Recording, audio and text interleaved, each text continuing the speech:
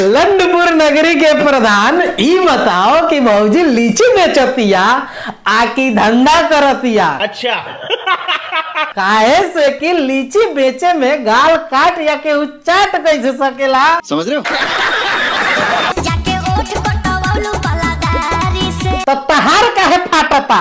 ते बॉयफ्रेंड हवस कि भतार जे भौजी के आके करत रे दुष्प्रचार। बुझता नु लोग ई कौना चीज के बारे में बात करता। हमरा तो एकरा बोतिया से लागता कि खाए वाला लीची कुछ वो और देखावे वाला कुछ और रख ले बा। अच्छा तो एगो बात बताओ, सरसों के खेत में लेला से पैदा भइल सरसों पुत्र कितना में मिली? 150 रुपया देगा।